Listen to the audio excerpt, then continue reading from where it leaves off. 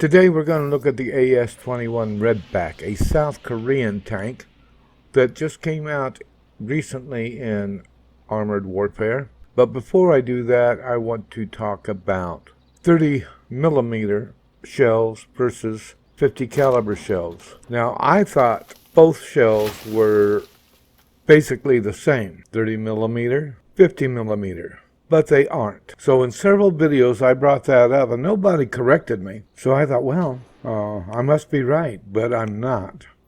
A 30 millimeter shell is much larger than a 50 caliber shell. So I want you to know that I made an error and I apologize for that in a lot of my videos. The second thing I want to address is what is the difference between a mediocre player and a decent player. Well, it's the score, of course. But what is the score? I always thought, any place from 0 to 10,000 points was a mediocre player because that means they stayed through the whole match and did the best they could. And after I had a couple of videos talking about that, people said, well, you're not a mediocre player. And I'm like, how can you say that? But I said nothing. But suddenly, my points went from 10,000 to 22,000. Now, that does not make me a mediocre player anymore. So I want to thank you guys for pointing that out. So I'm getting between 12,000 and 24,000 points per game, which is more in line with an average player. So again, thank you for that. Now, the AS21 Redback. I wouldn't have noticed this tank except for the score, and I'm sitting there going, well, how come I haven't heard of this tank before? I haven't heard of it because it just came out. So I want to show it off to you. I was impressed, but I get impressed easily. As far as I'm concerned, it's got a pop-pop gun, but it's a deadly pop-pop gun. It just tears the enemy apart.